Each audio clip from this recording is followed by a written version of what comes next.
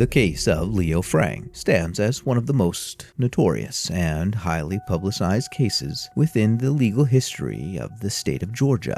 A Jewish man in Atlanta was placed on trial and convicted of raping and murdering a 13-year-old girl who worked for the National Pencil Company, which he managed. Before the lynching of Frank 2 years later, the case became known throughout the nation. The degree of anti-Semitism involved in Frank's conviction and the subsequent lynching was enough of a factor to have inspired Jews and others throughout the country to protest the conviction of an innocent man.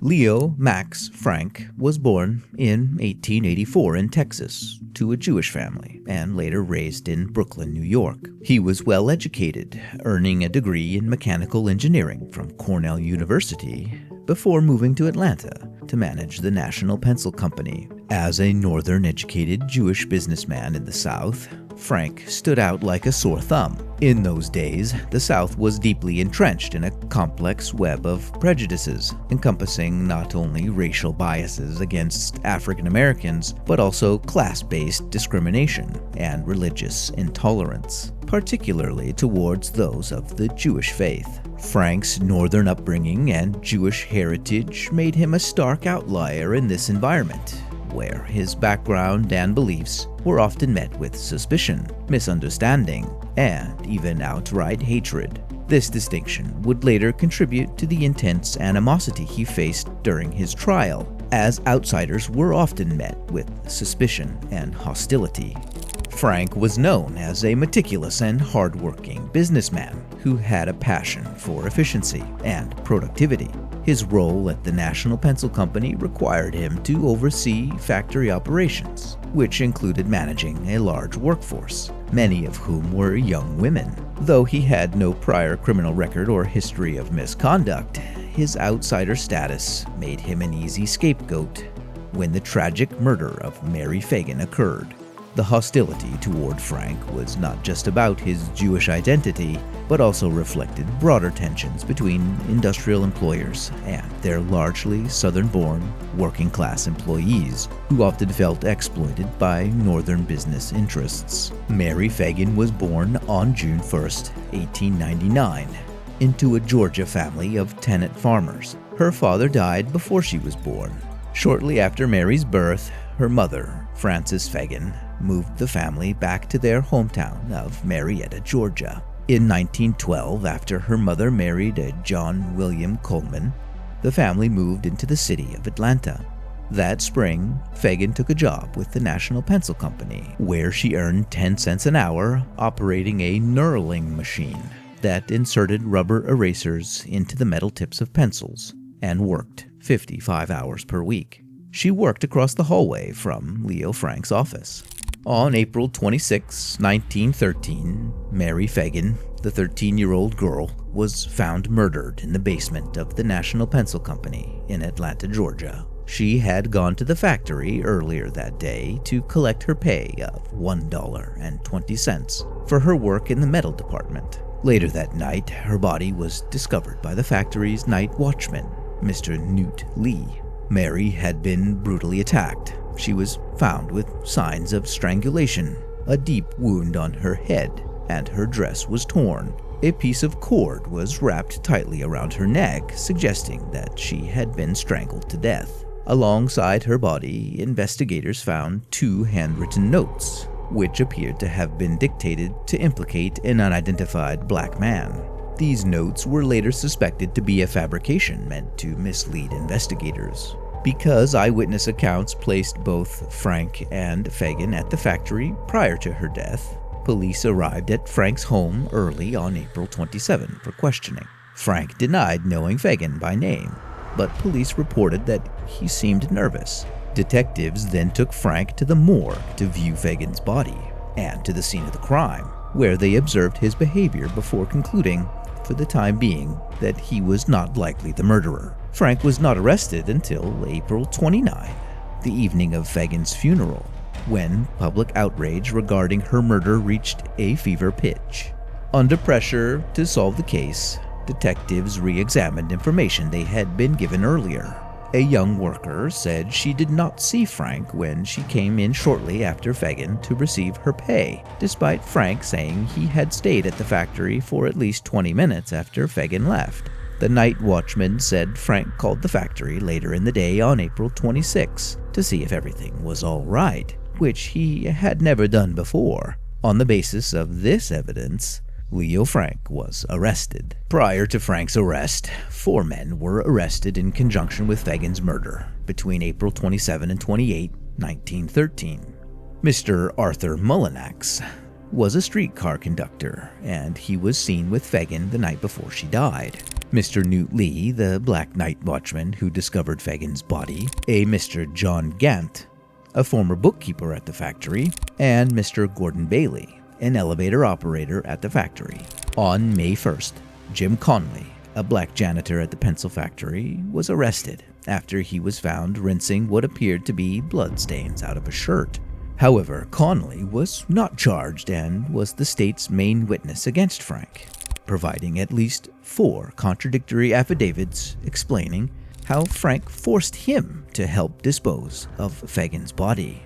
The trial was conducted in an atmosphere of extreme public hostility. The press portrayed Frank as a foreign, predatory outsider, feeding into existing anti-Semitic stereotypes. The fact that Frank was Jewish and a Northerner made him an easy target in a Southern society grappling with economic and social change. Frank's trial occurred in the Jim Crow South, where racial and ethnic prejudices heavily influenced public opinion.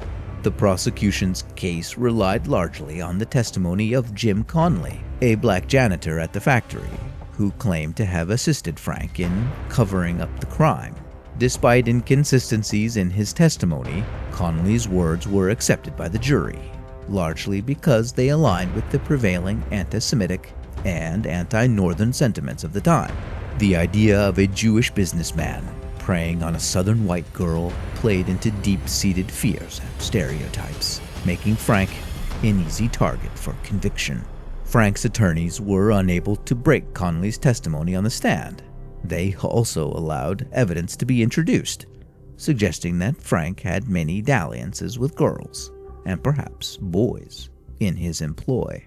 The media also played a significant role in shaping public perception. Sensationalist newspapers fueled anti-Semitic rhetoric, portraying Frank as a predatory figure. Public sentiment against him was so intense that, after his conviction and sentencing to death, Georgia Governor John Slaton commuted his sentence to life imprisonment, a decision that led to violent riots. Frank's trial highlighted the fragile nature of justice when mob rule and racial animosity overshadow factual evidence.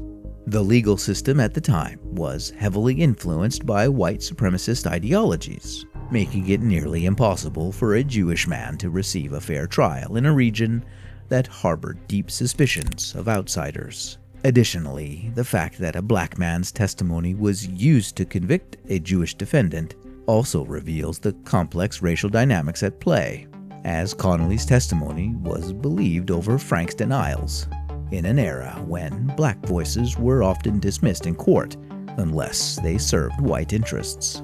Within weeks of the trial's outcome in early September, friends of Frank sought assistance from A. Lewis Marshall of the American Jewish Committee. Marshall gave advice about what information to include in the appeal, but Frank's Georgia attorneys ignored his counsel.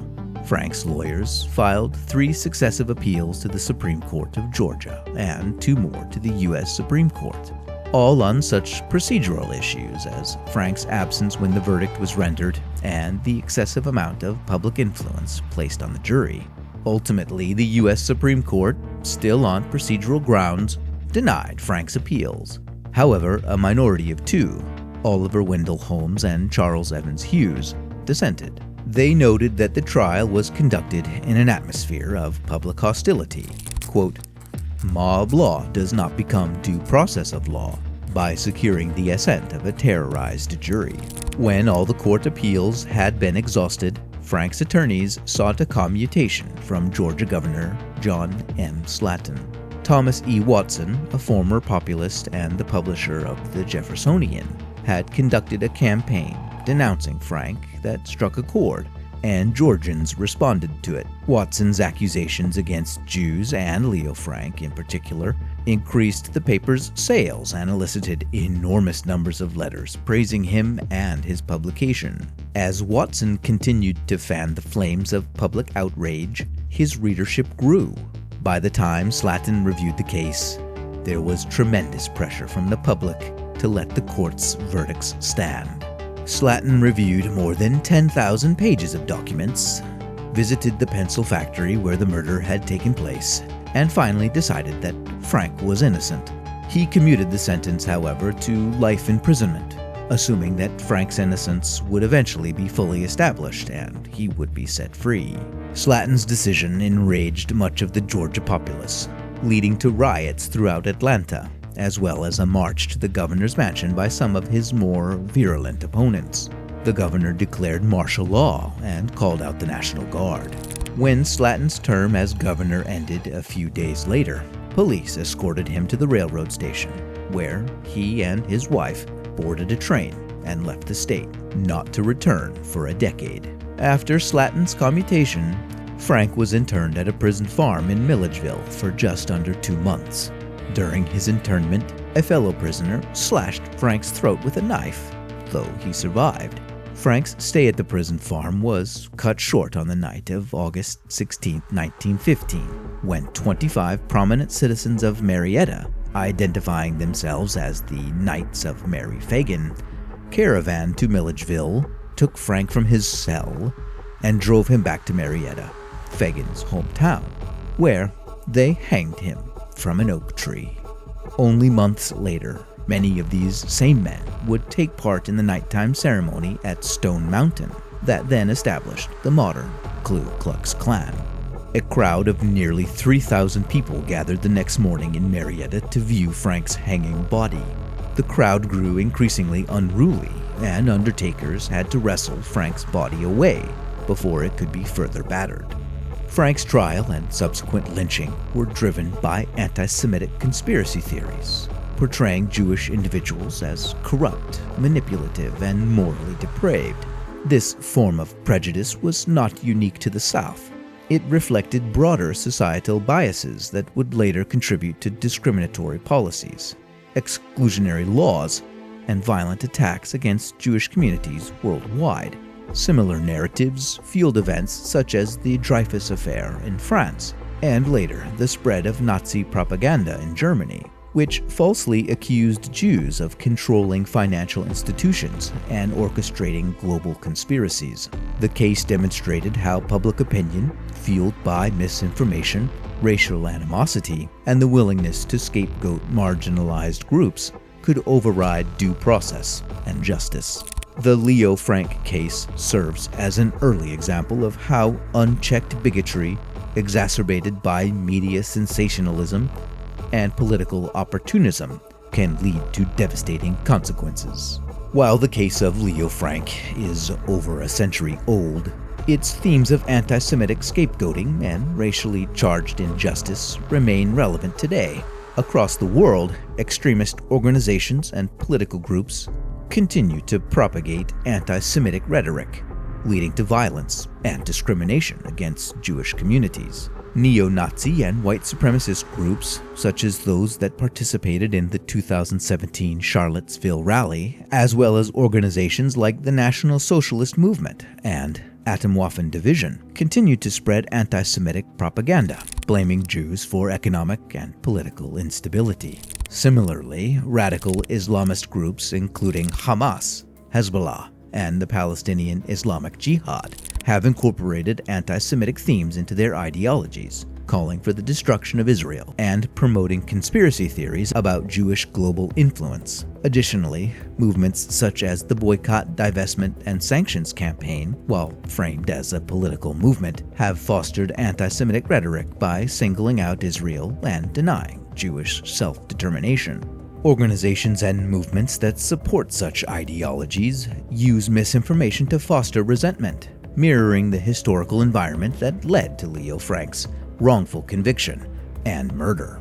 Hamas, designated as a terrorist organization by the United States, the European Union, and many other nations, openly advocates for the destruction of Israel and has been responsible for numerous bloody attacks targeting civilians.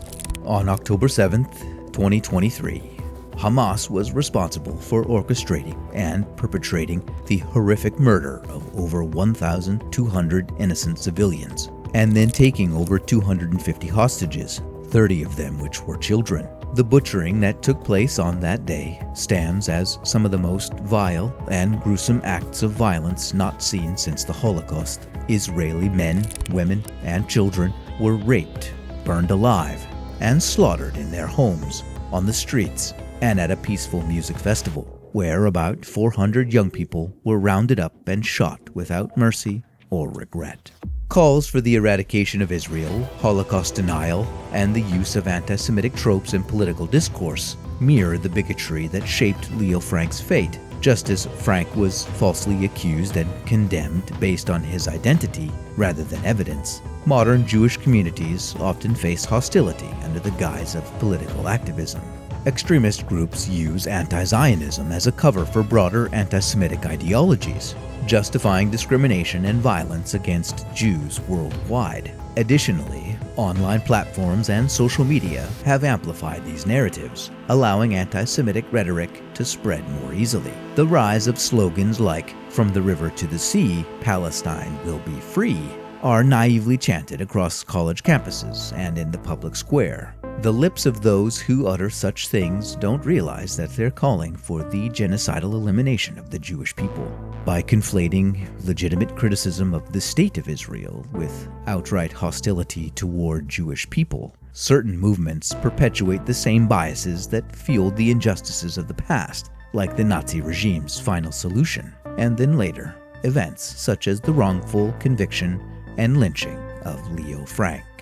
Today, as anti-Semitic incidents rise globally, whether through the actions of extremist groups, online hate speech, or political movements that blur the line between protest of government and the outright calling for genocide, the lessons of Frank's trial remain urgent.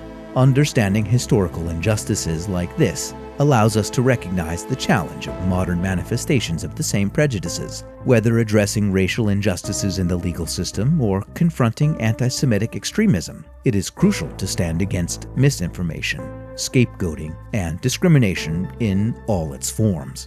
The fight for justice, equality, and truth is ongoing, and only through vigilance and education can society prevent history from repeating itself. Thanks for watching. If you liked this video, please subscribe.